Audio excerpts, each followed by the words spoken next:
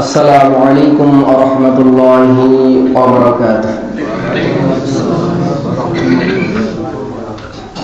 আজকে কি রোজা ছিলেন আপনারা সকলে? এটাকে আওয়াজ খুবই কম, যেহেতু আমরা এখানে যারা উপস্থিত হয়েছি সকলেই কি পুরুষ, সকলেই কি পুরুষ, তাহলে পুরুষের আওয়াজ এত নরমাল হলে কি চলবে না। আরেকবার মহব্বতের সাথে সালাম দিচ্ছি, আসসালামু আলাইকুম ওয়া রাহমাতুল্লাহ।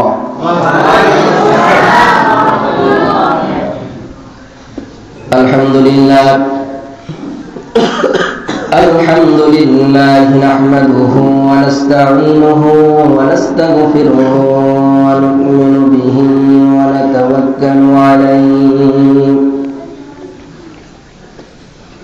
ونعوذ بالله من شرور أنفسنا ومن سيئات أعمالنا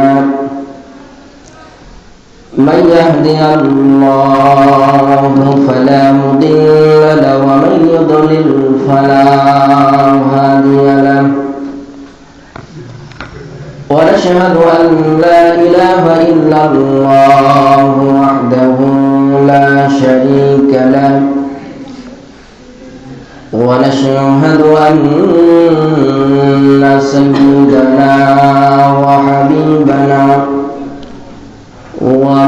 ومولانا محمدا عبده ورسوله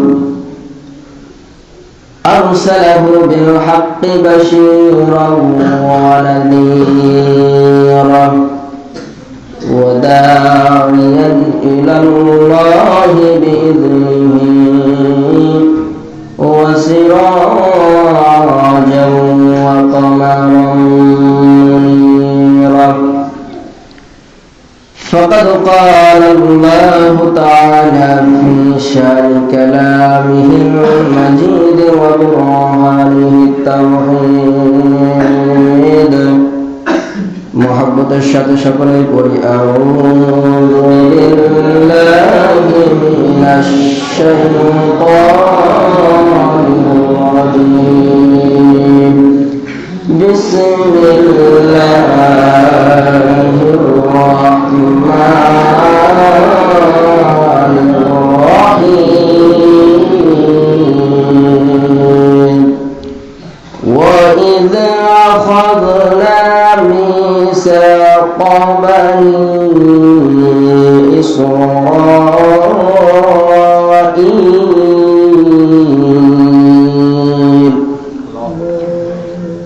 بني إسرائيل لا تعبدون إلا الله. الله أكبر.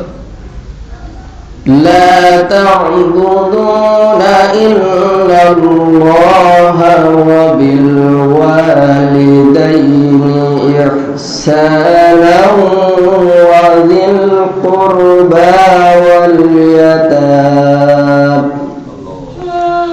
واليتامى والمساكين وقولوا للناس حسنا وأقيموا الصلاة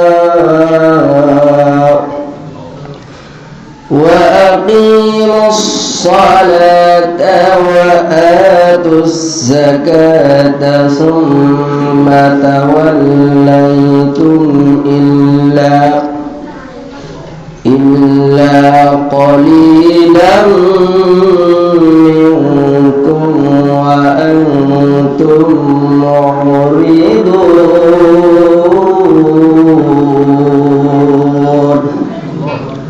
وقال تعالى إن الله وملائكته يصلون على النبي يا أيها الذين آمنوا صلوا عليه وسلموا تسليما.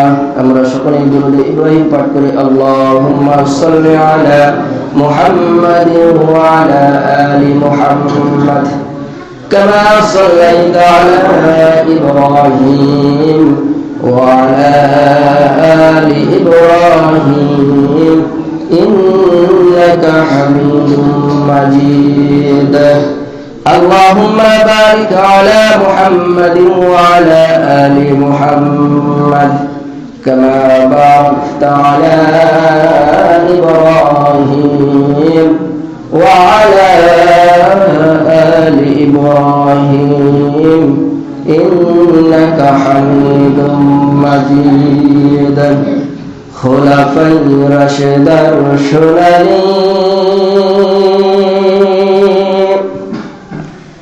দিন কেন যে ফিরে আর আসে না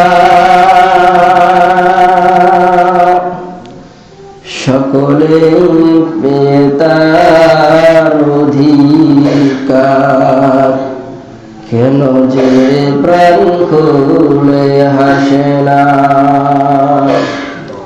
আলহামদুলিল্লাহ, রব্বুল আলামিনের দরবারে শুকরিয়া আদায় করছি যে রব্বুল আলামিন মহল্লার মধ্যে যাচাই বাছাই করে নিয়ে যে আল্লাহ সুবহানাহু ওয়া তাআলা আমাদের কিছু সংখ্যক মানুষকে মাগরিবের সালাতের পরে কোনো কাজে কর্মে ব্যস্ত না রেখে যে রব্বুল আলামিন প্রতি মাসের ন্যায় এ মাসেও মাসিক তাফসীরুল কোরআন মাহফিলের দক্ষিণ বড়গাছি জামে মসজিদে এখনো পর্যন্ত আল্লাহ রব্বুল আলামিন কবুল করে বসে রেখেছে। এই জন্য সে রব্বুল আলামিনের দরবারে শুকরিয়া আদায় করার দরকার আছে না নাই? শুকরিয়া যদি আদায় করি খুশি হবেন তিনি কে? আমরা কার গোলাম? যিনি আমাদের সৃষ্টি করেছেন তিনি কে? আসমান জমিন যা কিছু দেখছি, দুনিয়া যত নিয়ামত আমরা গ্রহণ করছি এগুলোর মালিক তিনি একমাত্র কে? তাহলে আমার বাড়ির সম্পত্তির মালিক কে? না আমি? জোর গলায় তো বলি কি আমার জমি আমি 2.5 ফিট রেখেছি, তুই রাখিসনি ক্যাট, জায়গা কি বন্ধ, জায়গা বন্ধ। সম্মানিত মুআজ্জাজ মুহতারাম হাজিরিন, দুনিয়ার যা কিছু দেখছেন আপনি দুনিয়ার মধ্যে যা কিছু করছেন, আপনার অর্থ সম্পদ থেকে শুরু করে সবকিছুর মালিক তিনি কে? জোরে বলতে হবে তিনি কে? তিনি শুধু আমাদের কাছে আমানত হিসেবে দিয়েছেন। কি হিসাবে? যে সে কোন কাজে ব্যয় করছে, কোন কাজে ব্যয় করছে। সম্মানিত মুআজ্জাজ মুহতারাম হাজিরিন, তাহলে সব কিছুর মালিক যদি যিনি আল্লাহ হন, তাহলে দুনিয়াতে আইন চলবে কার? আলা লাহুল খালক ওয়াল আমর, সৃষ্টি যার আইন চলবে। আপনি বাড়ির ম্যানেজার, বাড়িতে আপনার কথা অনুযায়ী সকলকে চলতে হবে, কথা বলেন ঠিক কিনা? যদি না চলে কি করে দেবে? যা কিছু দেবে সব বন্ধ করে দিবে। বলবেন এত বড় সাহস হয়েছে তোমার, আমি মাথার ঘাম পায়ে ফেলে অর্থ উপার্জন করে তোমাদের খাওয়াচ্ছি, আর আমারই কথা শুনছো না, অতএব আজ থেকে কি বন্ধ। আরে আল্লাহর গোলাম, তুমি তোমার ফ্যামিলির মালিক হওয়ার কারণে, তুমি তোমার ফ্যামিলির দায়িত্ব পাওয়ার কারণে তোমার কথা না শুনলে তোমার যদি রাগ হয়ে থাকে, তাহলে রব্বুল আলামিন যিনি আমাদের সৃষ্টি করেছে, যার নিয়ামত সদা সর্ব অবস্থাতে আমরা গ্রহণ করছি, সে মালিকের রাগ আছে না নাই? যদি সেরকম রাগই থাকতো, বেনামাজিরা খাবার পেত? কাফেররা পেত? ইহুদিরা পেত? মুশরিকরা পেত? মুনাফিকরা পেত? কিন্তু আজকে তারাই কি হয়েছে? মুসলমানদের মাথার উপর চড়ে কাঁঠাল ভেঙে খাচ্ছে। কথা বলেন ঠিক কিনা? কথা যা হবে সব কথা কিসের হবে? কোরআনের কথা। কিসের কথা হবে? এই জন্য আপনারা বেজার হবেন তো? যদি বেজার হন, আমার প্রতি বেজার হলেন না, কার প্রতি বেজার হলেন? মরবেন যখন, বুঝবেন তখন। সম্মানিত মুআজ্জাজ মুহতারাম হাজিরিন, এই যে আমাদের যে বডি আল্লাহ পাক আমাদের এত সুন্দর করে তৈরি করেছে, যে আমরা এতটুকু ভেবেছি কি যে এত সুন্দর করে নিখুঁত ভাবে তিনি আমাদেরকে তৈরি করেছে। আমাদের দেহের মধ্যে আল্লাহ পাক কি কি নাট বল্টু, অর্থাৎ বাংলা ভাষায় বলছি, আমি কি ভাষায়, বাংলা ভাষায় বলছি যেন আপনাদের বুঝতে কি হয়, সহজ হয়। সম্মানিত মুহতারাম হাজির, আল্লাহ রাব্বুল আলামিন এই ছোট্ট দেহের মধ্যে 206টা হাড় দিয়েছেন। কত? 206টা হাড় দিয়েছেন। 360টা আল্লাহ পাক জয়েন্ট দিয়েছেন। কি দিয়েছেন? নার্ভ। এবং 9768 প্রকারের আল্লাহ রাব্বুল আলামিন এই দেহের মধ্যে চামড়া দিয়েছেন। বলি সুবহানাল্লাহ। আর আস্তে বলি সুবহানাল্লাহ। আমরা সব ডিজিটাল মুসলমান, আস্তে বললে হয় জোরে, জোরে বললে হয় আস্তে। আল্লাহ রাসূল পাক সাল্লাল্লাহু আলাইহি ওয়াসাল্লাম সাহাবাদেরকে বলেন, সাহাবারা শোনো, 306টা জয়েন্ট আল্লাহ রাব্বুল আলামিন তোমাদের দেহের মধ্যে দিয়েছেন। এই 306টা জয়েন্টে তোমরা সদকা দিবা। কি দিবা? সদকা দিবা। আল্লাহ রাসূলের সাহাবারা বলেন, ইয়া রাসূলুল্লাহ, ইয়া হাবিবাল্লাহ, 360টা জয়েন্টের যে সদকা দিব কিভাবে দিব? আল্লাহ রাসূল পাক সাল্লাল্লাহু আলাইহি ওয়াসাল্লাম বলেন, সাহাবারা শোনো, দুইটা যদি কাজ করো তাহলে সদকা আদায় হয়ে যাবে। 1 নাম্বার, তুমি যখন আল্লাহর ঘর মসজিদে যাবে, মসজিদে যদি কোনো ময়লা লেগে থাকে, কি লেগে থাকে? ময়লা লেগে থাকে, তাহলে তুমি তোমার ঈমানি দায়িত্বে ওটা পরিষ্কার করে দিবে, তাহলে তোমার সদকা আদায় হয়ে যাবে। বলি সুবহানাল্লাহ। এখন বলেন তো দেখি, মসজিদে পরিষ্কার করার লোক বেশি না দোষ ধরার লোক বেশি? নামাজ পড়তে আসেন, মনে মনে ভাবে, আহারে মসজিদ সাহেবকে বেতন দিই আর মসজিদ পরিষ্কার করে না। আমার প্রিয় ভাইরা, দ্বিতীয় নম্বর, রাসূল পাক সাল্লাল্লাহু আলাইহি ওয়াসাল্লাম তিনি বলেছেন, ও আমার সাহাবারা শোনো, দ্বিতীয় নম্বর যে সদকা তোমরা আদায় করবে, দ্বিতীয় নম্বর হচ্ছে যখন তোমরা রাস্তাতে চলাচল করবে, রাস্তার ভিতরে যদি কোনো কষ্টদায়ক বস্তু থাকে, ওই বস্তুটা তোমরা সরিয়ে দিয়ে মানুষের চলাচলের রাস্তা সহজ করে দিবে। আমার প্রিয় ভাইরা, বলেন তো দেখি, এই সমাজে মানুষের চলাচলের রাস্তা সহজ করে দেওয়ার লোক বেশি না বিপদ করে দেওয়ার লোক বেশি? চলাচলের রাস্তা সহজ করে দেওয়ার লোক এখন খুবই কম, রাস্তা বন্ধ করে দেওয়ার লোক বেশি। হাজি হোক, গাজী হোক, মৌলভী হোক, সবাই নিঃস্বার্থ তারা বুঝে, মরার পরে যে আল্লাহ পাকের কাছে হিসাব দিতে হবে এটা বোঝে না।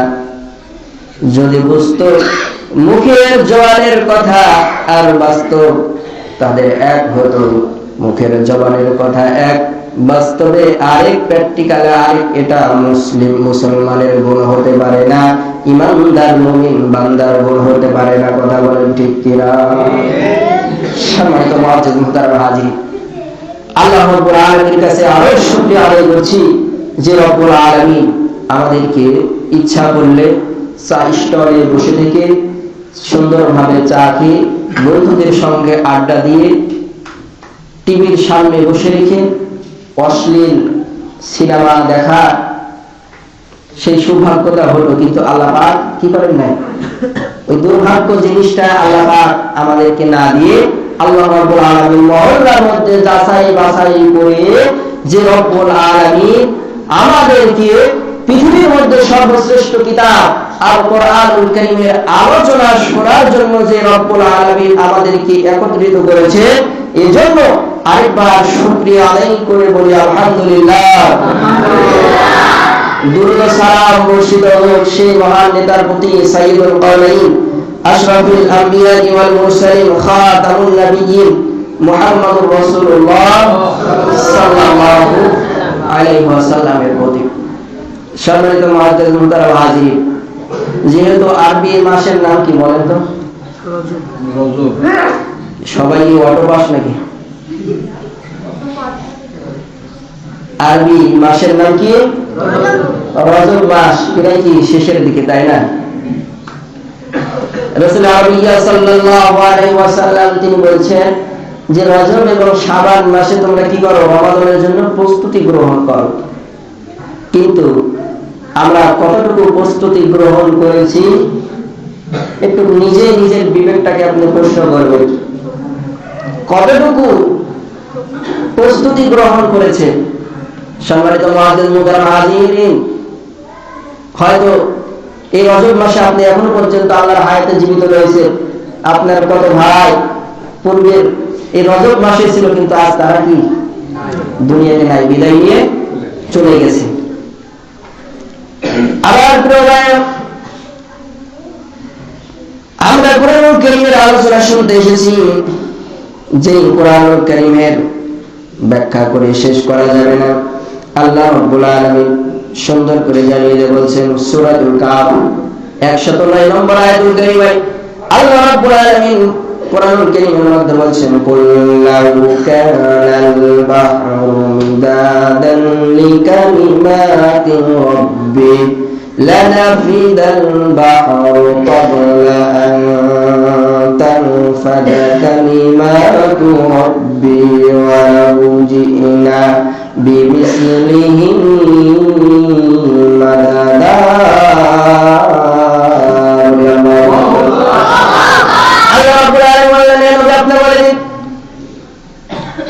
দুনিয়ার সকল নদী নালা থেকে শুরু করে যত পানি রয়েছে, এই পানিগুলোকে যদি কলমের কালিতে পরিণত করে দেওয়া হয়, দুনিয়ার সকল গাছগুলোকে যদি কলম বানিয়ে দেওয়া হয়, এরপরে যদি আমার কোরআনুল কারীমের ব্যাখ্যা যদি লেখা আরম্ভ করে, দুনিয়ার সকল নদী নালা খাল বিলের পানিগুলো যেই কলমে পরিণত হয়েছিল, কালিতে পরিণত হয়েছিল, সকল কালিম লেখা শেষ হয়ে যাবে, কিন্তু আমার কোরআনুল কারীমের ব্যাখ্যা লেখা শেষ হবে না। বলি সুবহানাল্লাহ। এই কোরআনুল কারীম শোনার জন্য আল্লাহ পাক আমাদের কবুল করেছেন, কথা বলেন ঠিক কিনা? এই কোরআনুল কারীম শোনার জন্য আল্লাহ রাব্বুল আলামিন আমাদের একত্রিত করেছে। সম্মানিত মুআজ্জিজ মুহতারাম হাজিরিন, আমরা হচ্ছি ডিজিটাল মুসলমান। কি মুসলমান বলেন তো? ডিজিটাল মুসলমান। অবস্থা হয়েছে কিরকম? এক ব্যক্তি আপনার জাল নোট তৈরি করে। কি নোট তৈরি করে বলেন তো? জাল নোট তৈরি করে। জাল নোট তৈরি করতে করতে একদিন ভুল করে 300 টাকার নোট তৈরি করেছে। কত টাকার নোট? 300 টাকার নোট তৈরি করেছে। করার পরে মনে মনে ভাবছে, আরে 300 টাকা, এই টাকা কি ছিঁড়ে ফেলা দেব? যদি কাউকে ভোগা ভাগি দিয়ে যদি এই নোটটাকে ভাঙতি করা যায় তাহলে তো অনেক ভালো হয়। পকেটে রেখেছে আল্লাহর বান্দা। রাখার পরে মনে মনে ভাবছে, দেখি কোন বলদকে পাওয়া যায়। এক দোকানদারের কাছে গিয়েছে। যাওয়ার পরে বলছে, ভাইজান 300 টাকার নোট ভাঙতি হবে? দোকানদার মুখ গোমড়া করে হবে। মনে মনে ভাবছে, আরে 300 টাকার নোট ভাঙতি করে দিবে, তাহলে মনে হয় লোকটা পাগল। 300 টাকার নোট ভাঙতি করে দিয়েছে। মাগার টাকা দেখে নাই। কি দেখে নাই? টাকা দেখেনি। পকেটে ভরে বাড়িতে চলে এসেছে। আসার পরে ভাবছে, মনে মনে ভাবছে, আজকে দোকানদারকে ঠকিয়েছি, দোকানদারকে ঠকিয়েছি। বাড়িতে আসার পরে পকেটে হাত দিয়ে যখন টাকা বের করেছে, মাগার দেখছে 55 টাকার নোট, 75 টাকার নোট, 150 টাকার নোট। তাহলে ওও বাটপার, এও বাটপার, দুজনে কি বাটপার। সম্মানিত মুআজ্জিজ মুহতারাম হাজির, আল্লাহ রাব্বুল আলামিন আমাদেরকে যে কোরআনুল কারীম দিয়েছেন, যে কোরআনুল কারীম আল্লাহ রাব্বুল আলামিন আমাদেরকে দিয়েছেন জীবন বিধান হিসেবে, এই কোরআনুল কারীমকে যদি আপনি জিজ্ঞাসা করেন, কোরআন তুমি দুনিয়ার বুকে এসেছো কেন? কোরআনুল কারীম সুন্দর করে জবাব দিয়ে বলবেন, কিতাবুন আনজালনা ইলাইকা লিতুখরিজান নাস মিনাল যুলুমাতি ইলান নূর। আল্লাহ রাব্বুল আলামিন কোরআন জবাব দিয়ে বলছেন, দুনিয়ার মানুষেরা শোনো, আল্লাহ রাব্বুল আলামিন আমাকে দুনিয়ার জমিনে প্রেরণ করেছেন, নাজিল করেছেন একমাত্র মানুষকে অন্ধকার থেকে আমার পথে নিয়ে আসার জন্য। জোরে বলি সুবহানাল্লাহ। কিন্তু সেই কোরআন দিয়ে আমরা কি করছি? যে কোনো জায়গায় কোনো কাজ বা কোনো আয়োজন যদি হয়, কোরআনুল কারীম তেলাওয়াত দিয়ে শুরু করি, মেলার গান দিয়ে শেষ করি। কি বলবেন? সুবহানাল্লাহ বলবেন? কপাল পোড়া মুসলমান, মুসলমানের কপাল পুড়ে গেছে। আজকে দেখা যাচ্ছে যে এমন কোন জায়গা নেই যেই জায়গায় যেই কোনো অনুষ্ঠানে গান বাজনা ব্যতীত অনুষ্ঠান হচ্ছে। কথা বলেন ঠিক কিনা? একজন আমাকে বলছে, হুজুর আমাদের অনুষ্ঠান হলে আমরা দেশাত্মবোধক গান করি, কিন্তু কাল যে গান করলো এরা মানুষ নাকি? আল্লাহর গোলাম, চিন্তা করেন, একটু চিন্তা করেন। কারণ মানুষের তিনটা ধাপ। কয়টা ধাপ বলেন তো? তিনটা ধাপ হচ্ছে বিপদের ধাপ, মুসিবতের ধাপ। এক নম্বর হচ্ছে মৃত্যু, দুই নম্বর হচ্ছে হাসর, দুই নম্বর হচ্ছে কবর, তিন নম্বর হচ্ছে হাসরের ময়দান। এই তিনটা ধাপ আপনাকে অতিক্রম করে আল্লাহর জান্নাতে যেতে হবে। কথা বলেন ঠিক কিনা? আমার প্রিয় ভাইরা, যেহেতু প্রতি মাসের ন্যায় এই মাসেও ধারাবাহিক ভাবে আলোচনা হবে। আলোচনার মাঝখানে যেহেতু রজব মাস, কি মাস বলেন? রজব মাসের শেষের দিকে চলে এসেছি, তাহলে আল্লাহর রাসূলের মিরাজ যে সংঘটিত হয়েছিল, এই মিরাজের ঘটনা আমাদের জানা দরকার আছে না? এখান থেকে আমাদের শিক্ষা নিতে হবে। আল্লাহর রাসূল পাক সাল্লাল্লাহু আলাইহি ওয়াসাল্লামকে আল্লাহ রাব্বুল আলামিন আরশে আজিম পর্যন্ত নিয়ে গেলেন। আল্লাহ রাব্বুল আলামিন আল্লাহর হাবিবকে কি উপহার দিলেন? আল্লাহর নবী তার উম্মতের জন্য কি উপহার নিয়ে আসলেন? আর মিরাজ থেকে আমাদের শিক্ষাটা কি হবে? কি আল্লাহর রাসূল নিয়ে এসেছেন? এই মিরাজের শিক্ষা গ্রহণ করে আজকে আবার এখান থেকে বিদায় নেব ইনশাআল্লাহ। আমার প্রিয় ভাইরা, যেহেতু আমি সূরাতুল বাকারার 83 নম্বর আয়াতুল কারিমা তেলাওয়াত করেছি, ধারাবাহিক আলোচনার মাঝখানে আমি মিরাজ সম্পর্কে আপনাদেরকে কিছু কথা বলবো। আল্লাহ রাব্বুল আলামিন সূরাতুল বাকারার 10 নম্বর রুকু 83 নম্বর আয়াতে আল্লাহ রাব্বুল আলামিন সুন্দর করে জানিয়ে বলছেন, ওয়া ইযা আখাযনা মিসাকা বনি ইসরাঈলা লা তা'বুদুনা ইল্লাল্লাহ। আল্লাহ রাব্বুল আলামিন বলেন, নবী আপনি স্মরণ করুন সেই সময়ের কথা যখন আমি বনি ইসরাঈলদের কাছ থেকে শপথ করিয়ে নিয়েছিলাম, তাদের কাছ থেকে আমি শপথ করে নিয়েছিলাম। আল্লাহ রাব্বুল আলামিন বলেন, আমি শুনুন, তাদের কাছ থেকে যে শপথটা আমি নিয়েছিলাম, এক নম্বরের শপথ হচ্ছে লা তা'বুদুনা ইল্লাল্লাহ, তারা যেন আল্লাহ ছাড়া কারো ইবাদত না করে। তারা কি না করে? আল্লাহ ছাড়া যেন কারো ইবাদত না করে। তাহলে ইবাদত করব কার? আল্লাহ। শুধু তাদের জন্য, এটা আমাদের জন্য। যখন আপনি ইবাদত করবেন আল্লাহ, যখন আপনি নিজেকে বলবেন যে আল্লাহ ছাড়া কাউকে মানি না, তখন আপনার উপর জুলুম নির্যাতন আসবে কি আসবে না? লা তা'বুদুনা ইল্লাল্লাহ, যখন আপনি বলবেন আল্লাহ ছাড়া কারো ইবাদত করি না, শুধু মসজিদে এসে আল্লাহর ইবাদত তা কিন্তু নয়। আমার প্রিয় ভাইরা, মাঠেও আপনাকে আল্লাহর ইবাদত করতে হবে, ঘরেও আপনাকে আল্লাহর ইবাদত করতে হবে, আপনার ব্যবসার ক্ষেত্রেও আল্লাহর ইবাদত বন্দেগী করতে হবে। সব জায়গায় আপনার আল্লাহ রাব্বুল আলামিনের দাসত্ব গোলামি করতে হবে। আমার প্রিয় ভাইরা, শুধু মাঠে ঘাটে নয়, রাজনৈতিক জীবনেও আল্লাহ রাব্বুল আলামিনের দাসত্ব ছাড়া কারো গোলামি করা যাবে না। কথা বলেন ঠিক কিনা? আমরা একটু জিকির করি, সুবহানাল্লাহ আলহামদুলিল্লাহ লা ইলাহা ইল্লাল্লাহ, সুবহানাল্লাহ আলহামদুলিল্লাহ লা ইলাহা ইল্লাল্লাহ, লা ইলাহা ইল্লাল্লাহ মুহাম্মাদুর রাসূলুল্লাহ সাল্লাল্লাহু আলাইহি ওয়াসাল্লাম। ছোট বাচ্চা আছে একসঙ্গে, অনেক আছে, মেহরবানি করে বড়রা এক একজন বাচ্চাগুলো নেন, যেন তারা সমস্যা না করে, চিল্লাচিল্লি যেন না করে, মাঝখানে মাঝখানে নিয়ে নিন আপনারা। আল্লাহ রাব্বুল আলামিন বলেন, আপনি সেই সময়ের কথা স্মরণ করুন, লা তা'বুদুনা ইল্লাল্লাহ, তারা যেন আল্লাহর দাসত্ব ছাড়া কারো দাসত্ব না করে, তারা যেন আল্লাহর গোলামি ছাড়া কারো গোলামি না করে।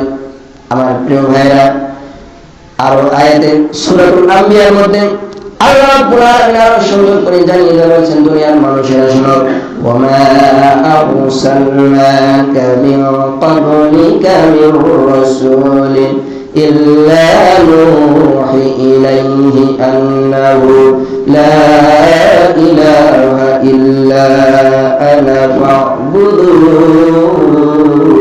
বলি আল্লাহু আকবার। আল্লাহ রাব্বুল আলামিন বলেছেন, আমি তোমাদের পূর্বে এমন কোন নবী রাসূল প্রেরণ করি নাই, তার প্রতি এই ওহী ব্যতীত যে আমি ছাড়া অন্য কারো ইবাদত করা যাবে না, তোমরা শুধু একমাত্র ইবাদত করবে, তিনি কে? আল্লাহ।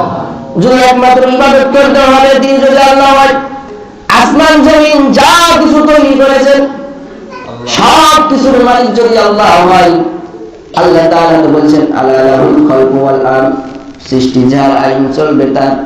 যখন বান্দা তুমি তোমার সকল সেক্টরে যখন আল্লাহকে মানতে যাইবে, আল্লাহকে মানতে যাইবে, তোমার সকল সেক্টরে কিছু না কিছু বিপদ মুসিবত আসবে, কথা বলে ঠিক কিনা? হয়তো তোমার পরীক্ষা নেওয়া হবে, তোমার কোনো সমস্যা দেওয়া হবে, অসুস্থ করে তোমাকে হাসপাতালে বেড়ে রাখা হবে।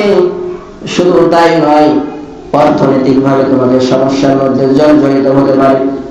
শুধু তাই নয়, আল্লাহ ইবাদত প্রতিটা সেক্টরে যখন তুমি মানবে, তোমাকে বাড়ি ঘর থেকে তোমাকে পালিয়ে গিয়ে অন্য জায়গাও থাকতে হতে পারে, কথা বলেন ঠিক কিনা? শুধু তাই নয়, জেলখানাতেও তোমাকে কাফের বেঈমানেরা তোমাকে আটকে রাখতে পারে। আমার প্রিয় ভাইরা, সব জায়গায় যখন আল্লাহর কোনো বান্দা বান্দি যখন আল্লাহ ছাড়া অন্য কারো দাসত্ব গোলামি করবে না, ওই জায়গাগুলোতে আল্লাহ রাব্বুল আলামিন বান্দাগুলোকে মুসিবত বিপদ দিয়ে আল্লাহ তাআলা কিন্তু পরীক্ষা করে নেবেন, কথা বলেন ঠিক কিনা? আমার প্রিয় ভাইরা, ছোট্ট একটা আপনাদের সামনে একটি ঘটনা উল্লেখ করতে চাই। খলিফাতুল মুসলিমিন আমিরুল মুমিনিন হযরত ওমর ফারুক রাদিয়াল্লাহু তাআলা আনহু যখন তিনি খেলাফতের দায়িত্ব পেয়েছেন, দুইজন ব্যক্তি এক যুবককে ধরে নিয়ে আসলো। আসার পরে বললেন, খলিফা, এই যুবকটা আমাদের পিতাকে হত্যা করেছে, মেহেরবানি করে আপনি বিচার করে দিন, ফয়সালা করে দিন, হত্যার বদলে আমরা হত্যা চাই, তার ফাঁসি চাই। খলিফাতুল মুসলিমিন আমিরুল মুমিনিন হযরত ওমর ফারুক রাদিয়াল্লাহু তাআলা আনহু তিনি যুবকের সামনে দাঁড়িয়ে বললেন, যুবক রে, দুইজন ব্যক্তি তোমার উপর যে অপবাদ দিয়েছে, কথা সত্য না মিথ্যা? যুবক চোখের পানি ফেলে কাঁদে আর বলে, খলিফাতুল মুসলিমিন আমিরুল মুমিনিন, এরা যেই কথাটি বলেছে, আমি তাদের পিতাকে হত্যা করেছি, কিন্তু ইচ্ছাকৃতভাবে তাদের পিতাকে আমি হত্যা করি নাই, অনাকাঙ্ক্ষিতভাবে হত্যা করেছি। খলিফাতুল মুসলিমিন আমিরুল মুমিনিন বললেন, যুবক, তুমি তো জানো হত্যার বদলে হত্যা।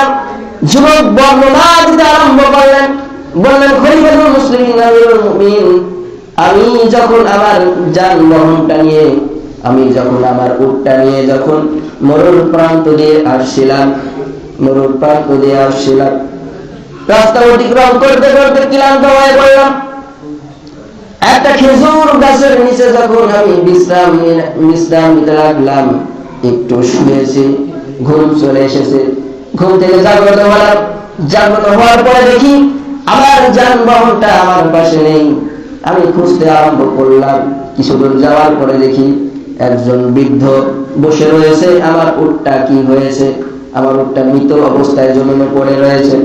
খলিফাতুল মুসলিমিন আমিরুল মুমিনিন, আমি তখন তাকে জিজ্ঞাসা করলাম, বৃদ্ধ লোকটা আমাকে বলল, তোমার উটটা আমার বাগানে প্রবেশ করেছে, এই জন্য পাথর মেরে তাকে আমি হত্যা করেছি। আমার রাগ মাথার উপর চলে গেল। এক কথা দুই কথা হতে হতে আমিও তাকে পাথর দিয়ে মাথায় যখন আঘাত করলাম, মাথায় আঘাত করার সঙ্গে সঙ্গে বৃদ্ধটা মাটিতে লড়িয়ে পড়ল। বৃদ্ধটা মারা গেল। আমার রাগটা মাথার উপর চলে গেছিল। ইচ্ছাকৃতভাবে আমি এই কাজটা করি নাই, শয়তান আমাকে ধোঁকা দিয়েছে। খলিফাতুল মুসলিমিন আমিরুল মুমিনিন বলে, যেহেতু তুমি হত্যা করে ফেলেছো, হত্যার বদলে হত্যা, তোমার ফাঁসি কার্যকর করা হবে আগামী জুমার দিন, জুমার নামাজের পরে। খলিফাতুল মুসলিমিন আমিরুল মুমিনিন বলেন, যুবক, তোমার যদি কোনো শেষ ইচ্ছা থেকে থাকে তাহলে তুমি আমাকে বলো, তাহলে তোমার শেষ ইচ্ছাটা আমি তোমার পূরণ করে দেব। খলিফাতুল মুসলিমিন আমিরুল মুমিনিনকে চোখের পানি ফেলে ফেলে কাঁদে আর যুবক বলে, ও খলিফা, মেহেরবানি করে আমাকে কিছুদিনের জন্য যদি এখান থেকে যেতে দিন, তাহলে কিছু আমানত, মানুষের আমানত আমার কাছে রয়েছে, এই আমানত গুলো তাদের কাছে আমি ফিরিয়ে দিতাম। কিছু ঋণ আমার রয়েছে, ঋণগুলো পরিশোধ করে দিতাম। আমিরুল মুমিনিন বললেন, যুবক, তোমাকে চিনি না, তোমাকে কিভাবে ছেড়ে দেব? তবে এই মজলিসের মধ্যে তোমার যদি কেউ জিম্মাদারের দায়িত্ব নেয়, তাহলে আমি তোমাকে ছেড়ে দিতে পারি। আল্লাহ রাসূলের একজন সাহাবী হযরত আবু যর গিফারী রাদিয়াল্লাহু তাআলা আনহু, তিনি হাত তুলে বললেন, খলিফাতুল মুসলিমিন আমিরুল মুমিনিন, মেহেরবানি করে আপনি যুবকটাকে কিছুদিনের জন্য খালাস দিন, কারণ যুবকের জিম্মাদারের দায়িত্ব আমি নিয়ে নিলাম। হযরত ওমর ফারুক বললেন, ও আবু যর গিফারী, তুমি কি চিন্তা ভাবনা করে এই কথাটি বলছো? আবু যর গিফারী বললেন, খলিফা, আমি চিন্তা ভাবনা করেই বলেছি। আমার প্রিয় ভাইরা, যুবককে ছেড়ে দেওয়া হলো। এদিকে সময় ঘনিয়ে আসে, জুমার দিন চলে আসলো। সকালবেলা রাষ্ট্রীয়ভাবে আবু যর গিফারীর কাছে চিঠি পাঠানো হলো, হে আল্লাহর রাসূলের সাহাবী, মেহেরবানি করে আপনি যে যুবকের জিম্মাদারের দায়িত্ব নিয়েছেন, ওই যুবকটা এখনো পর্যন্ত ফিরেনি। মেহেরবানি করে আপনি একেবারে প্রস্তুতি গ্রহণ করে নিয়ে আসবেন। জুম্মার সালাতের পরে আপনার ফাঁসি কার্যকর করা হবে। মহিলার উপরে মুস্তাফিজ পড়ে গেল।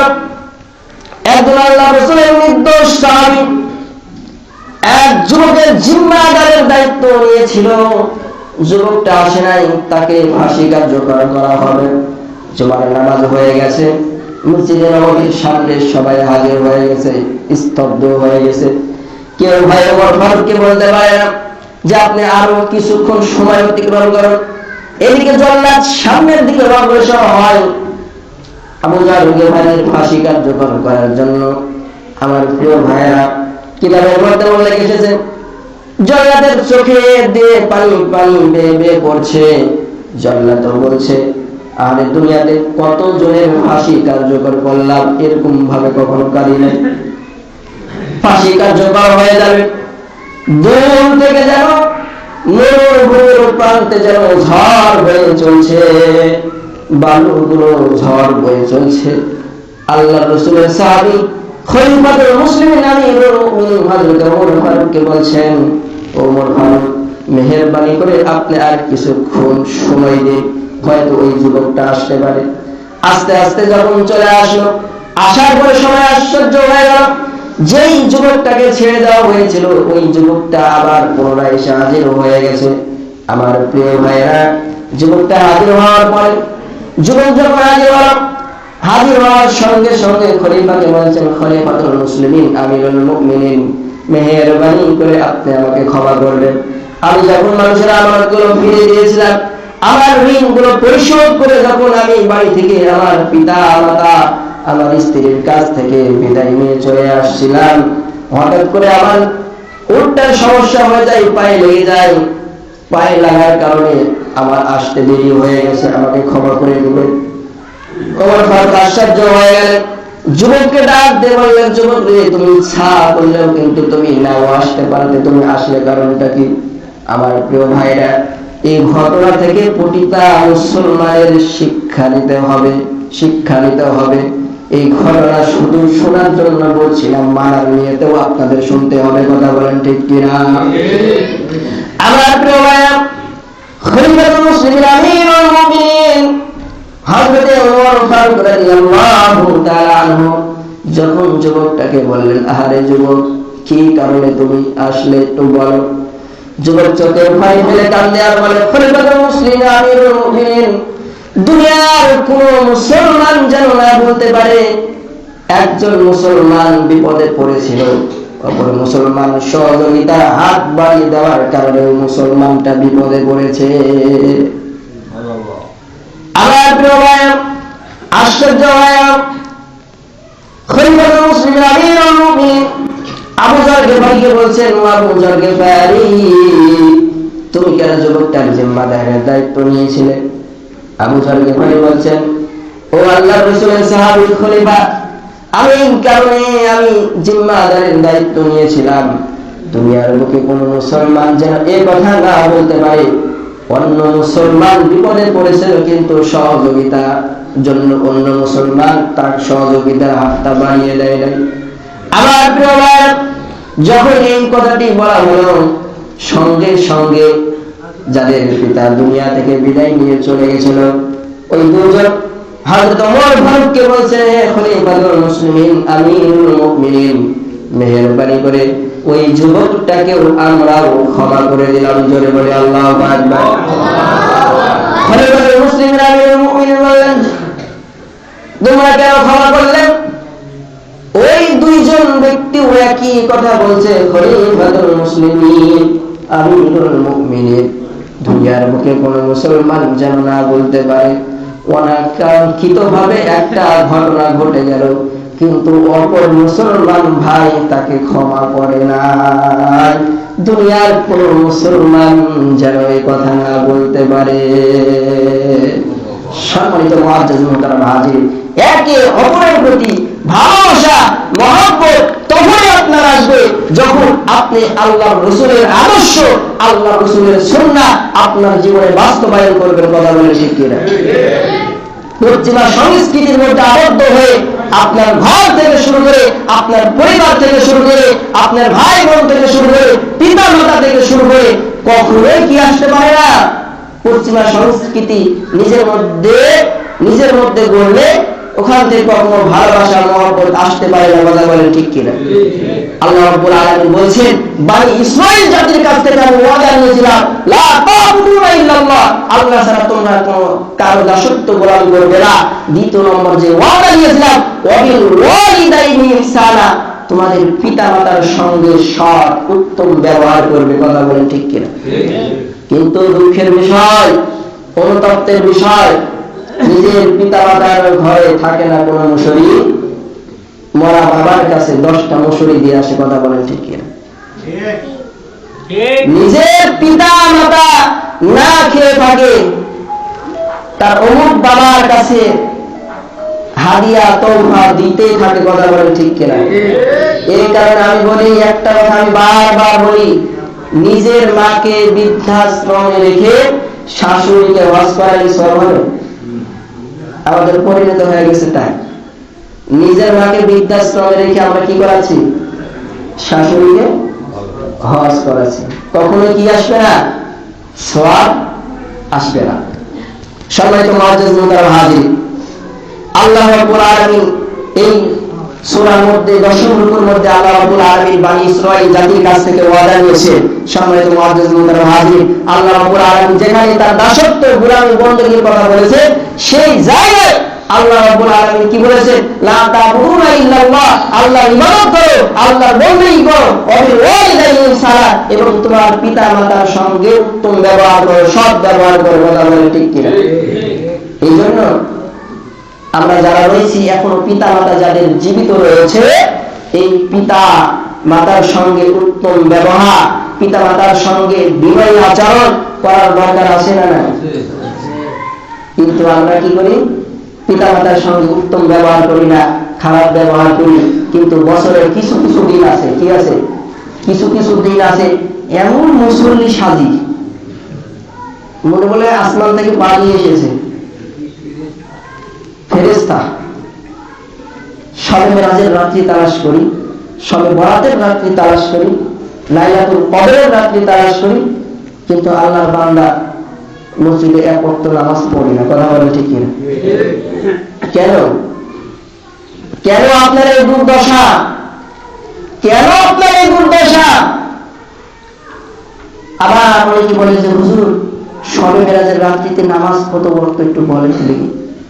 ওরে বাবা, শবে মেরাজ থেকে আল্লাহ রাসূল পাক সাল্লাল্লাহু আলাইহি ওয়াসাল্লামকে আল্লাহ রাব্বুল আলামিন যে জিনিসটা দিয়েছিলেন, আল্লাহ বলছেন ও প্রাণের হাবিব, যাকাতের বিধান জিবরাইল আমিনের মাধ্যমে আমি পাঠিয়েছি, হজের বিধান জিবরাইল আমিনের মাধ্যমে পাঠিয়েছি, অন্যান্য বিধানগুলো আমি আল্লাহ রাব্বুল আলামিন জিবরাইল আমিনের মাধ্যমে পাঠিয়েছি, কিন্তু একটা বিধান আমার কাছে রেখে দিয়েছি যা আপনার হাতে স্বয়ং আমি আল্লাহ দিয়ে দেব। জোরে বলি সুবহানাল্লাহ। সেই বিধানটা কি? সেই বিধানটা 5 ওয়াক্ত নামাজ। কিন্তু আমরা পড়ি, আমরা 5 ওয়াক্ত পড়ি। কত বড় পাক্কা ইমানদার ফজরের সময় গেলে কি বোঝা যায়। কিন্তু আমার যদি ইমাম সাহেব যদি ফজরে একদিন এক ওয়াক্ত না থাকে, বছরে একটা দিন ফজরে আসি, সেই দিন ইমামকে পাই না, এই কারণে তো নামাজ আদায় করি না। কথা কি ভুল বললাম? কথা ঠিক। আবার প্রিয় ভাইরা, যেহেতু রজব মাস, এই রজব মাসে এমন একটি ঘটনা ঘটে গিয়েছিল আমার প্রিয় ভাইরা, আল্লাহ রাসূল পাক সাল্লাল্লাহু আলাইহি ওয়াসাল্লামকে সবচাইতে অর্থনৈতিকভাবে যিনি সহযোগিতা করেছিলেন তার বিবি হযরতে খাদিজাতুল কুবরা রাদিয়াল্লাহু তাআলা আনহা। কথা বলেন ঠিক কি?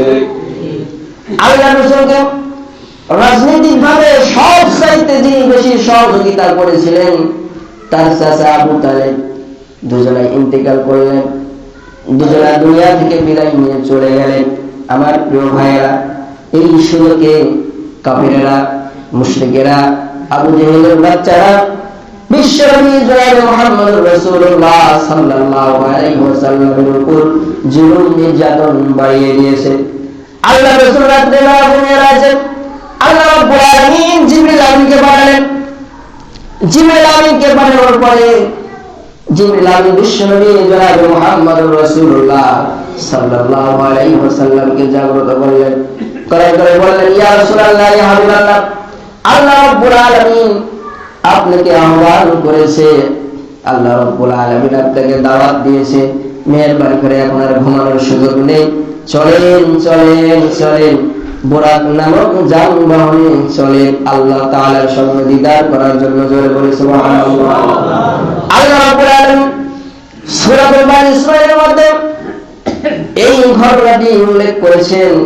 আল্লাহ রাব্বুল আলামিন সূরা বানী ইসরাঈলের 1 নম্বর আয়াতুল কারীমে বলছেন, সুবহানাল্লাযী আসরা বি'আবদিহি লাইলাম মিনাল মাসজিদিল হারাম ইলাল মাসজিদিল আকসাল্লাযী বারাকনা হাওলাহু লিনুরিয়াহু মিন আয়াতিনা ইন্নাহু হুয়াস সামিউল বাসীর। বলি আল্লাহু আকবার। আল্লাহ রাব্বুল আলামিন বলেন, পবিত্র মহিমান তিনি যিনি তার বান্দাকে বিআবদিহি, সকল মুফাসসির ইকরামগণ বলেছেন বিআবদিহি, এই শব্দ দ্বারা আল্লাহ রাব্বুল আলামিন বিশ্বনবী জনাব মুহাম্মদুর রাসূলুল্লাহ সাল্লাল্লাহু আলাইহি ওয়াসাল্লামকে বুঝিয়েছেন, লাইলা মিনাল মাসজিদিল হারাম মিনাল মাসজিদিল আকসাল্লাযী বারাকনা হাওলাহু লিনুরিয়াহু মিন আয়াতিনা, মসজিদুল হারাম থেকে মসজিদুল আকসা পর্যন্ত আল্লাহ রাসূল পাক সাল্লাল্লাহু আলাইহি ওয়াসাল্লামকে ভ্রমণ করালেন। বারাকনা হাওলাহু লিনুরিয়াহু মিন আয়াতিনা, যার চতুর্পাশের দিকে আল্লাহ রাব্বুল আলামিন বরকতময় করে তিনার হাবিব বিশ্বনবী জনাবে মুহাম্মদুর রাসূলুল্লাহ সাল্লাল্লাহু আলাইহি ওয়াসাল্লামকে দেখিয়েছেন। জোরে বলি সুবহানাল্লাহ। একটু জিকির করে সুবহানাল্লাহ, আলহামদুলিল্লাহ, কতক্ষণ মারবো বলেন? সুবহানাল্লাহ, আলহামদুলিল্লাহ, লা ইলাহা ইল্লাল্লাহ, লা ইলাহা ইল্লাল্লাহ, মুহাম্মাদুর রাসূলুল্লাহ সাল্লাল্লাহু আলাইহি ওয়াসাল্লাম। আল্লাহ রাব্বুল আলামিন সূরাতুল বানী ইসরাঈলের মধ্যে সুন্দর করে জানিয়ে বলছেন যে আমি আমার বান্দাকে লাইলা মিনাল মাসজিদিল হারাম ইলাল মাসজিদিল আকসা আল্লাযী বারাকনা হাওলাহু লিনুরিয়াহু মিন আয়াতিনা। মসজিদুল হারাম থেকে মসজিদুল আকসা পর্যন্ত ভ্রমণ করিয়েছিলাম। জোরে বলি সুবহানাল্লাহ। মসজিদুল হারাম থেকে মসজিদুল আকসা, যেখানে সকল নবীরা একত্রিত হয়েছিলেন এবং আমাদের নবী বিশ্বনবী জনাবে মুহাম্মদুর রাসূলুল্লাহ সাল্লাল্লাহু আলাইহি ওয়াসাল্লাম তিনি ইমামতি করেছিলেন। কথা বলেন ঠিক কিনা? মসজিদুল হারাম, মসজিদুল আকসা, যেখানে ফিলিস্তিন, জেরুজালেম, যেখানে যে মসজিদটা নিয়ে মুসলমানদের উপর জুলুম, নির্যাতন, নিপীড়ন, যত রকম অমানসিকতা তাদের উপর করা হচ্ছে। কথা বলেন ঠিক কিনা? শুধু তাই নয়, সম্মানিত মুআজ্জাজ মুহতারাম হাজিরিন, একটি ঘটনা হৃদয় কেড়েছে, চোখের পানি ফেলেছি। ঘটনাটি হচ্ছে এমন, ছোট্ট সন্তান তার পিতার কাছে আবদার করেছে, বাবা আমাকে কিছু কিনে দাও।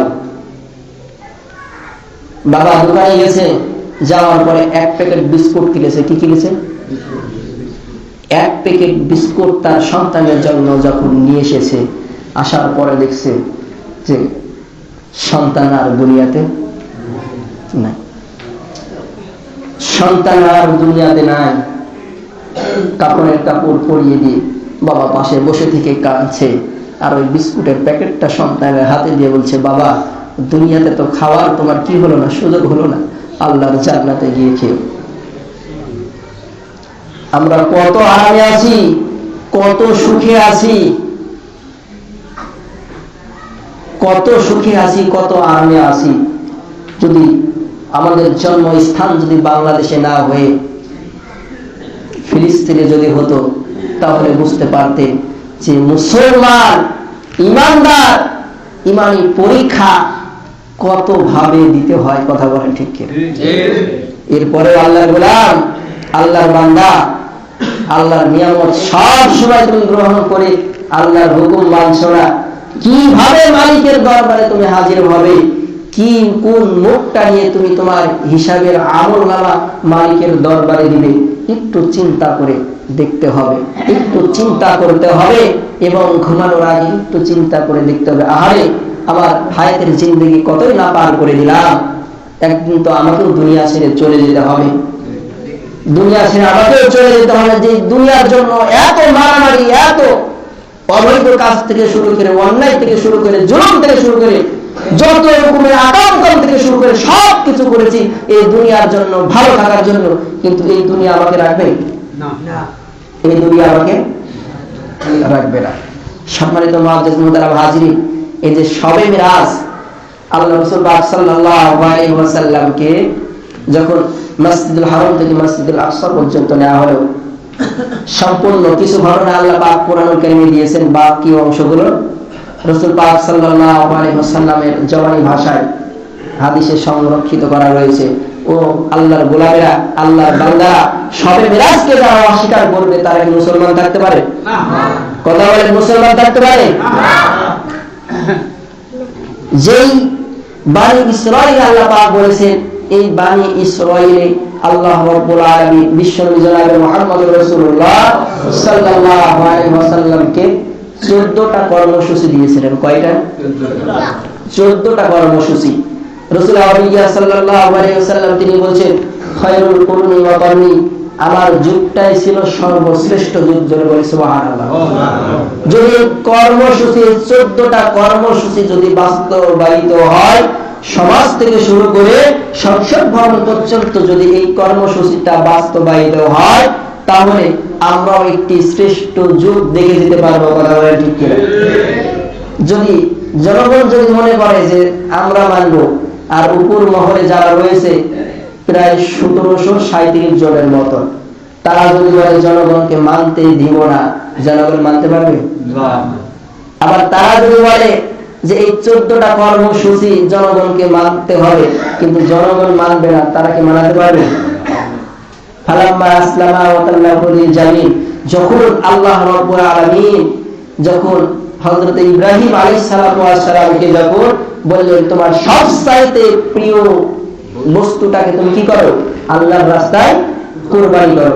তার সন্তানকে যখন বলা হলো আসলামা, এটা হচ্ছে 2 বছর, সন্তানও রাজি, পিতাও রাজি। সন্তানকে যখন পিতা বলল ও প্রাণের সন্তান, তোমাকে আমি আল্লাহর রাস্তায় কুরবানি করেছি, সন্তানও কিন্তু বলল ঠিক আছে, আল্লাহ যদি বলেছে, আল্লাহ যদি অর্ডার করেছে আল্লাহর রাস্তায়, আমিও কুরবানি হতে রাজি। বলে বলি সুবহানাল্লাহ। এখান থেকে বোঝা গেল যেমন যিনারা মানবেন, যাদেরকে বলবে তিনাদেরও মানার নিয়ত কি থাকতে হবে। যদি আমি বলে আপনাদের মানার নিয়ত না থাকে, কোনো কাজ নাই। আপনারা বলেন আমার যদি মানার কোনো নিয়ত যদি না থাকে, তাহলে কি কোনো লাভ নাই। আল্লাহ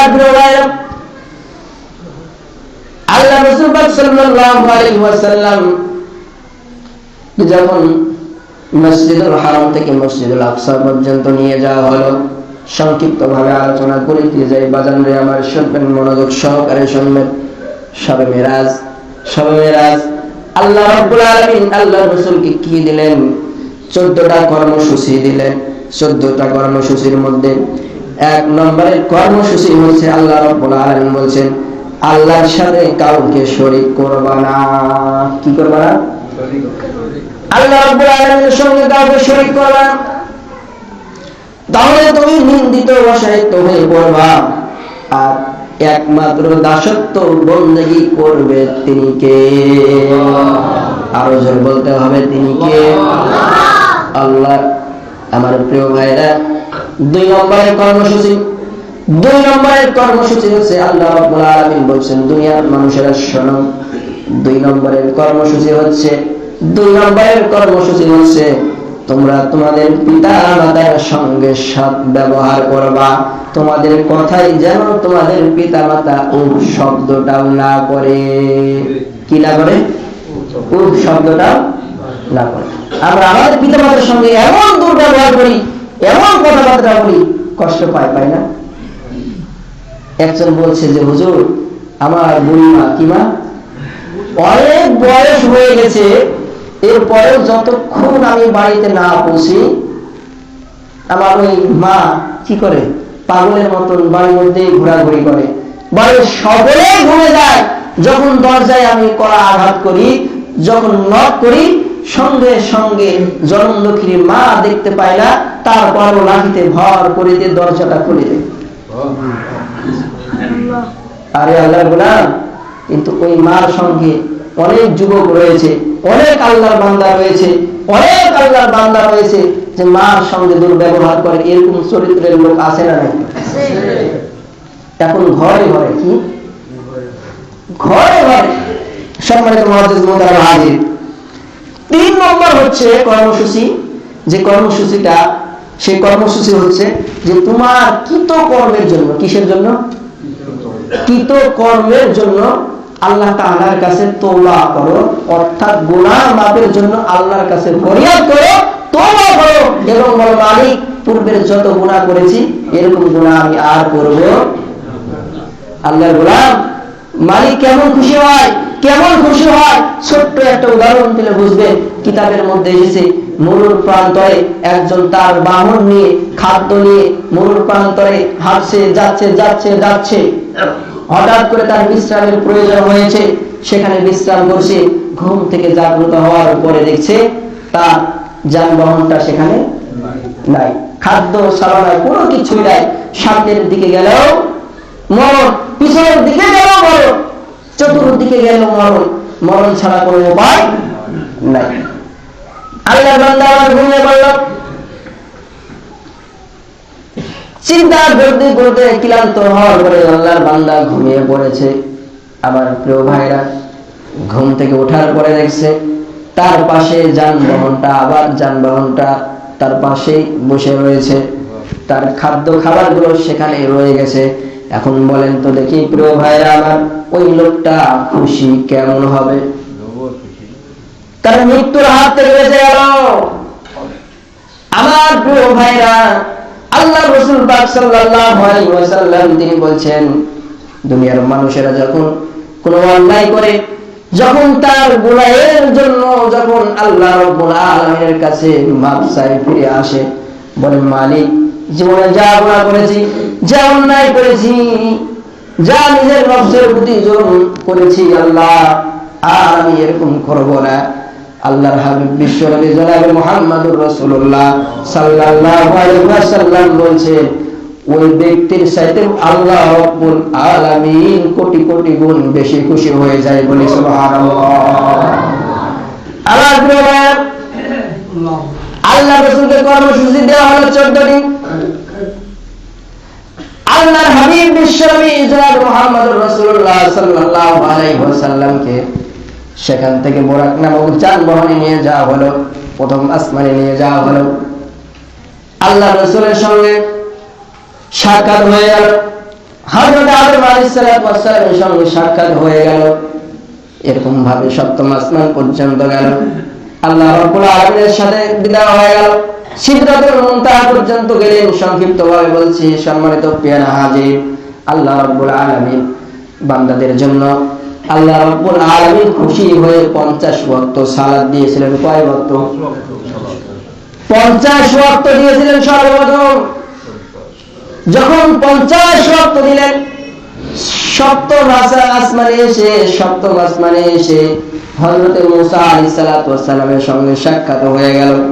আল্লাহর নবীকে জিজ্ঞাসা করেছেন, ও আল্লাহর নবী, আল্লাহ রাব্বুল আলামিন আপনাকে কি হাদিয়া দিল?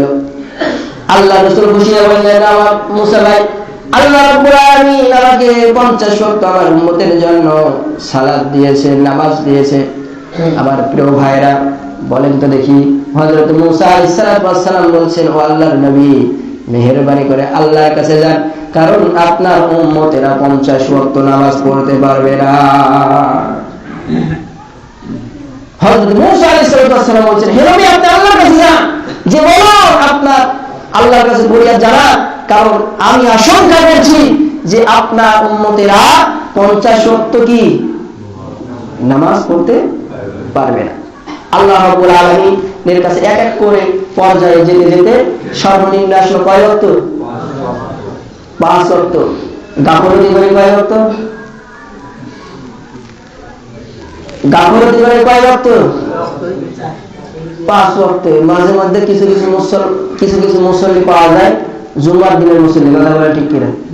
আবার এমনও মুসল্লি আছে জুমার দিনেও কি করে, এক রাকাত নামাজ ফেল করে, পড়ে না, কি করে?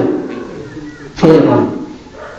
আমার প্রিয় ভাই, হযরত মুসা আলাইহিস সালাম এরপর আল্লাহ রাসূল পাক সাল্লাল্লাহু আলাইহি ওয়াসাল্লামকে বললেন, ও নবী, আপনার উম্মতেরা এই 5 ওয়াক্ত নামাজ পড়তে পারবে না, মেহেরবানি করে আপনি আল্লাহর কাছে যান।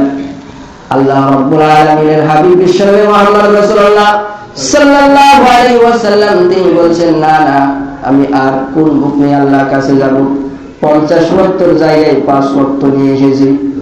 আমার প্রিয় ভাইরা, আল্লাহর নবী বিশ্বনবী মুহাম্মদ রাসূলুল্লাহ সাল্লাল্লাহু আলাইহি ওয়াসাল্লাম তিনি বলছেন, যে ব্যক্তি 5 ওয়াক্ত ইহতিমামের পিছনে সালাত আদায় করবে, 50 ওয়াক্ত সালাত আদায় করবে, যে পরিমাণ সওয়াব হয়, ওই পরিমাণ সওয়াব আল্লাহ রাব্বুল আলামিন বান্দার আমলনামায় দিয়ে দেয়, বলি সুবহানাল্লাহ। তাহলে 5 ওয়াক্ত সালাত আদায় করলে কয় ওয়াক্তের সওয়াব পাবো? 50। এত সুযোগ দেওয়ার পরেও মুসলমান নামাজ পড়ে না। আর একটু জোরে, জোর হলো না। মিছিল করেননি? আগের মানুষ কি করেছেন? মিছিল করেছেন। এখন তো সব ডিজিটাল, মোটরসাইকেল ছাড়া কি হয় না, মিছিল হয় না। আগে বাটা কি মিছিল করা শেষে এক প্যাকেট বাটা দিলে কি সবাই খেয়ে দেয়, বাড়িতে চলে যেত। রাস্তাতে হাঁটতে হাঁটতে মিছিল হতো, হতো না? কিন্তু এখন কি হয়েছে, এখন মোটর সাইকেল ছাড়া আর হচ্ছে না। কয়েকদিন পর তো দেখবেন প্লেনে মিছিল করছে। সম্মানিত মুআজ্জিজ মুহতারাম হাজির, দিন যত যাচ্ছে তত উন্নতি হচ্ছে, কিন্তু ইমানদার মুসলমানদের উন্নতি হচ্ছে না।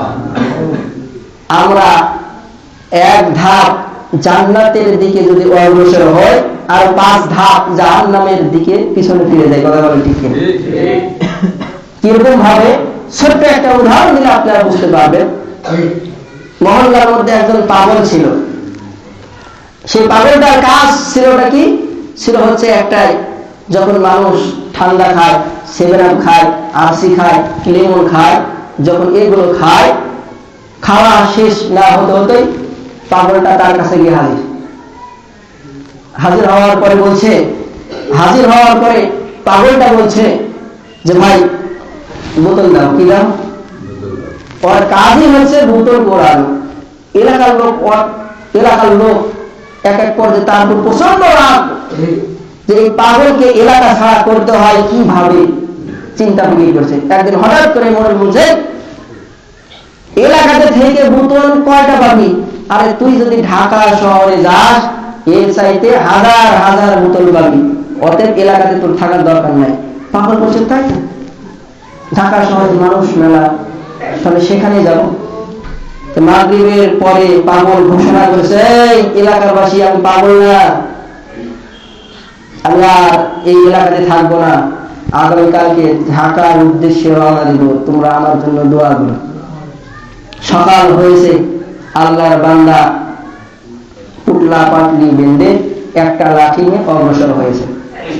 অগ্রসর হতে হতে সকাল থেকে হাঁটতে হাঁটতে দুপুর হয়ে গেছে, ক্লান্ত হয়ে গেছে। অনেক দূর যাওয়ার পরে প্রায় সাজ লেগে গেছে। হঠাৎ করে সে ভাবলো, না আজকে এখান থেকে কি করি, এখানে বিরতি করি, আর সামনের দিকে অগ্রসর হবে না। সে কি করলো, সেখানে একটা লাঠি দিয়ে টান দিয়েছে। কি দিয়েছে? দাগ দিয়েছে। দাগ দেওয়ার পরে বলছে, এই দাগ দিলাম, থাক, আজকে বাড়িতে গিয়ে রাত্রি যাপন করবো, সকালবেলা এখান থেকে আবার যাত্রা শুরু করব। দাগ দেওয়ার পরে পুনরায় আবার ফিরে এসেছে। সকালবেলা দেখছে আবার পাগল কি হাজির। মানুষ জিজ্ঞাসা করে, কি ব্যাপার, তুমি তো ঢাকার উদ্দেশ্যে রওনা দিয়েছ, আবার কখন তুমি আসলে? তুমি তো আসলে বড় পাগল। পাগল বলে, ওরে আমি পাগল নয়, তোরাই হচ্ছিস বড় পাগল। কারণ আমি সকালবেলা ঢাকার উদ্দেশ্যে রওনা দিয়েছিলাম, ক্লান্ত হয়ে পড়েছি, যেই পর্যন্ত গিয়েছি ওই পর্যন্ত দাগ দিয়ে এসেছি। আবার আজকে সকালবেলা ওখান থেকে গিয়ে তারপরে রাস্তা অতিক্রম করব। আমার প্রিয় ভাইরা, এখন বলেন তো দেখি, ওই পাগল কি কিয়ামত পর্যন্ত ঢাকাতে যেতে পারবে? কারণ কি ঢাকাতে যেতে পারবে না? কারণ হচ্ছে যতদূর পর্যন্ত গেছে আবার পুনরায় ফিরে আসে। আমার প্রিয় ভাইরা, আমাদের অবস্থা সেরকম পাগল হয়ে গেছি। আমরা জুমার দিনের মুসল্লি, রমজানের মুসল্লি, শবে মেরাজের মুসল্লি, শবে বরাতের মুসল্লি, দুনিদের মুসল্লি। এই মুসল্লি গিয়ে করে আল্লাহর জান্নাতে যাওয়া যাবে না। কথা বলেন ঠিক কিনা? ওই পাগলের মতো আমাদের অবস্থা হয়ে গেছে। আর আল্লাহর গোলাম শুনে রাখো, আল্লাহর গোলাম শুনে রাখো, তুমি যদি শবে মেরাজকে যদি তুমি বিশ্বাস করো, যদি বিশ্বাস করো, তাহলে আল্লাহ রাসূল পাক সাল্লাল্লাহু আলাইহি ওয়াসাল্লামকে আল্লাহ রাব্বুল আলামিন যে 5 ওয়াক্ত নামাজ বান্দার জন্য দিয়েছেন, বান্দির জন্য দিয়েছেন, এই 5 ওয়াক্ত নামাজ তোমার দ্বারা কাজা করা সম্ভব নয়। কথা বলেন ঠিক কিনা? আবার অনেকে বলে যে হুজুর, এই রাত্রির নামাজ কত ওয়াক্ত পড়বো? কয় ওয়াক্ত পড়বো মানে? শুনে রাখো, শবে মেরাজের নামাজ হচ্ছে ফজরের নামাজ। কথা বলে ঠিক কিনা? শবে মেরাজের নামাজ কি? ফজরের নামাজ। শবে মেরাজের নামাজ হচ্ছে জোহরের নামাজ। শবে মিরাজের নামাজ হচ্ছে আসরের নামাজ, শবে মিরাজের নামাজ হচ্ছে মাগরিবের নামাজ, শবে মিরাজের নামাজ হচ্ছে এশার নামাজ। কথা বলেন ঠিক কিনা? কারণ শবে মিরাজে তো আল্লাহ রাব্বুল আলামিন তার হাবিবকে 5 ওয়াক্ত নামাজ দিয়েছেন। কথা বলেন ঠিক কিনা? শবে মিরাজকে যদি তুমি বিশ্বাস করো, 5 ওয়াক্ত নামাজ তোমার দ্বারা কি হবে না? কাজা হবে না। কিন্তু আজকে আমাদের এতই অধঃপতন হয়ে গেছি আমরা, আবার দেখা যাচ্ছে যে এমন উৎসব আমরা পালন করি, যেহেতু এটা কি মাস বলেন তো? ইংরেজি কি মাস? ফেব্রুয়ারি। তারিখ কত আজকে? 9 তারিখ। যুবকরা ভালো বলতে পারবে যে সামনে আবার কি আসছে? 14ই ফেব্রুয়ারি। ভালোবাসা, আর ভালোবাসা, কত ভালোবাসা। রাস্তা দিয়ে যাবেন শুধু ভালোবাসা, কি খালি ভালোবাসায় ভালোবাসায়। যখন এই সমস্ত ব্যবহার সম্পর্কে যখন আলেম ওলামারা বলে, তখন এক শ্রেণীর বুদ্ধিজীবী, এরা হচ্ছে কি বুদ্ধিজীবী না, এরা হচ্ছে শয়তানজীবী। বলে মানুষ মানুষকে ভালোবাসবে, আর ইমাম সাহেবের এই কি বলে? এর শয়তান। শুনে রাখো, ইমানদার মুমিন বান্দা মুসলমানের তার মায়ের প্রতি ভালোবাসা যতদিন জীবিত থাকবে ততদিন। কথা বলে ঠিক কিনা? স্ত্রীর প্রতি ভালোবাসা যতদিন জীবিত থাকবে ততদিন। সন্তান সন্তানাদি থেকে শুরু করে, ফ্যামিলি থেকে শুরু করে, তাদের প্রতি ভালোবাসা 24 ঘন্টাই থাকে। একদিন বেহাপনে ভালোবাসা মুসলমানদের হতে পারে না। কথা বলেন ঠিক কিনা?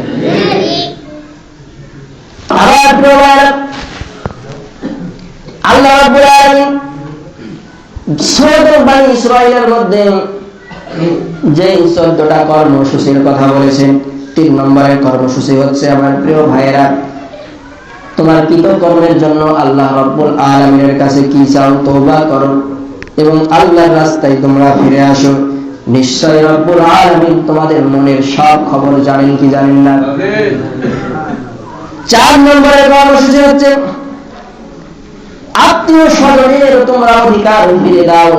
এখন বলেন তো দেখি আমার প্রিয় ভাইয়েরা, আত্মীয় স্বজনের অধিকার ফিরে দেওয়ার সমাজের লোক বেশি না কম? আত্মীয় স্বজনের অধিকার ফিরে দেওয়া সমাজের লোক এখন খুবই কম। ভাই বোনের কি করেছে?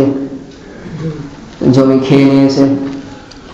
হাজী সাহেব হজ করতে যায়, মনে মনে চিন্তা করেছে, আরে যদি যেতে লাগে, যদি মরে যাই, আমার তো একটাই বেটা বিটি সাইডে, তাহলে বেটার ভাগ তো কম হয়ে যাবে। হাজী সাহেব হজ করার আগে বেটার নামে সব সম্পত্তি লিখে দিয়েছে। হজ করার আগে বিটিদেরকে ডেকেছে, ডাকার পরে বলছে, মা তোমার জন্য তো কিছু রেখে যেতে পারলাম না, শুধু দোয়া করে যাচ্ছি। বলেন তো দেখি ওই হাজী সাহেবের হজ কবুল হবে কি না? আবার দেখা যায় অনেক আল্লাহর গোলাম, যেহেতু সামনে রমজান মাস আছে, তারা ভাবে মক্কা মদিনায় গিয়ে যদি উমরা করে আসি, রমজান মাসে অনেক সওয়াব পাওয়া যাবে। কিন্তু মহল্লার অনেক আল্লাহর বান্দা বান্দি রয়েছে, যারা ইফতারির সময়, সেহরির সময় পান্তা ভাত খেয়ে রোজা রাখে, আবার পান্তা ভাত দিয়ে ইফতারি করে। কথা বলেন ঠিক কিনা? আল্লাহ রাব্বুল আলামিন বলেন, বান্দা এতই সোজা,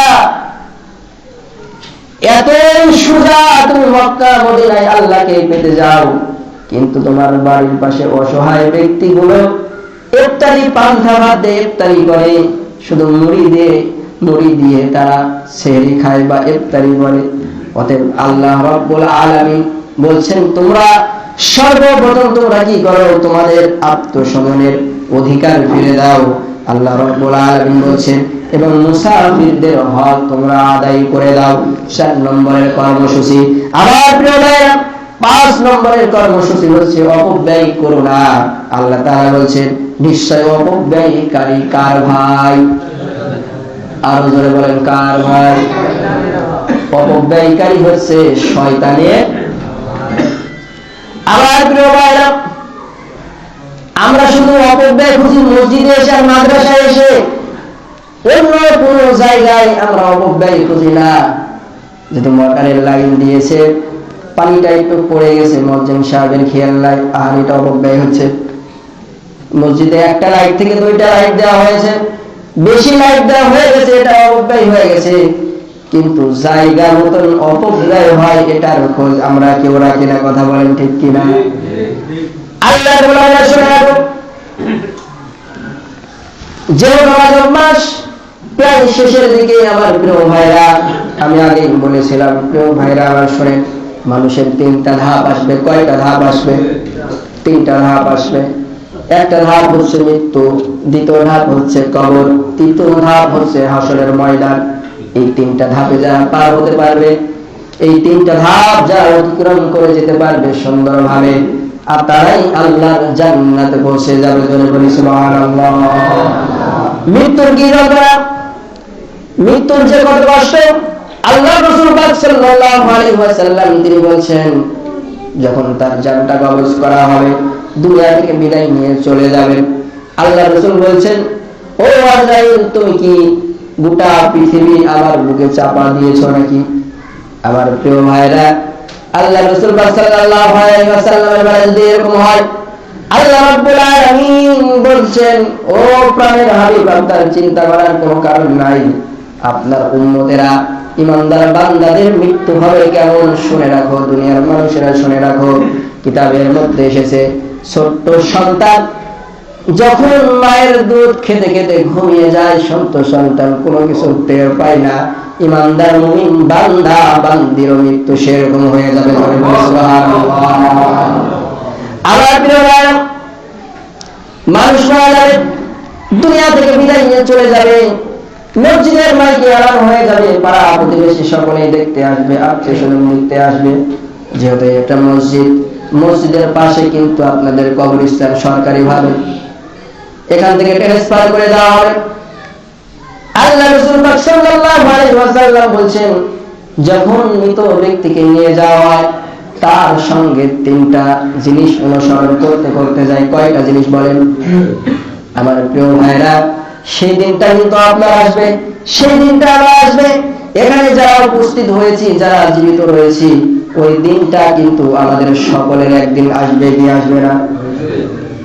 আমার প্রিয় ভাইরা, এক নম্বর হচ্ছে আল্লাহ রাসূল পাক সাল্লাল্লাহু আলাইহি ওয়াসাল্লাম বলছেন, মৃত ব্যক্তির সঙ্গে যে জিনিসটা স্মরণ করতে করতে যায়, তার হচ্ছে ওয়া আহলুহু, তার আহলের পরিবার মৃত ব্যক্তির সঙ্গে স্মরণ করতে করতে কবরের স্থান পর্যন্ত যায়। কথা বলেন ঠিক কিনা? কবর স্থান পর্যন্ত যায়। ওয়া আহলুহু, আল্লাহ রাসূল পাক সাল্লাল্লাহু আলাইহি ওয়াসাল্লাম তিনি বলছেন, তার অর্থ সম্পদ তার সঙ্গে চলে যায়। আমার প্রিয় ভাইরা, দুইটা জিনিস ফেরত চলে আসে, একটা জিনিস তার সঙ্গে থেকে যায়, তার আমল, নেক আমল এবং বদ আমল তার সঙ্গে থেকে যায়। যাদেরকে জাহান্নামের আগুন থেকে বাঁচিয়ে জান্নাত, তাদেরকে জান্নাতে প্রবেশ করে দেওয়া হবে। ফাকাদ ফাযা, আল্লাহ রাব্বুল আলামিনের জবানি ভাষা অনুযায়ী ওরাই সফলতা কামিয়াবি হয়ে যাবে, এছাড়া কারাও সফলতা কামিয়াবি হবে না। বলেন তো দেখি, এখানে যারা আছি আমরা সকলে জান্নাতে যেতে চাই কি চাই না? জান্নাতে যেতে চান? কিছু জন বলছেন আর বাকি জন বলছেন না, তার মানে বোঝা যাচ্ছে যে কিছু জন যাবেন আর বাকি জন যাবেন না। অনেক আছে যে খাওয়া দাওয়া করতে। আমার প্রিয় ভাইরা, আপনারা যারা মাগরিবের পর থেকে কোরআনুল কারীমের আলোচনা শোনার জন্য এতক্ষণ পর্যন্ত বসে রয়েছেন, বলেন তো দেখি, এটা আমলের খাতায় ভালো হবে না খারাপ হবে? এটা আমলের খাতায় ভালো হবে, এটা আমলের খাতায় ভালো হবে। আল্লাহ রাসূল পাক সাল্লাল্লাহু আলাইহি ওয়াসাল্লাম তিনি বলছেন, দুইটা ফেরত চলে আসে, একটা জিনিস থেকে যায়, তার আমল থেকে যায়, একটা ভালো আমল, একটা খারাপ আমল। রাসূল আরবিয়া সাল্লাল্লাহু আলাইহি ওয়াসাল্লাম বলছেন, যখন ফেরেশতাকে তাকে জিজ্ঞাসা করা হবে, সম্পূর্ণভাবে যখন সে সওয়ালের জবাব দিয়ে দিবে, জান্নাত থেকে একটা আওয়াজ চলে আসবে, আসমান থেকে একটা আওয়াজ চলে আসবে, আমার বান্দা যা বলেছে সঠিক বলেছে, আমার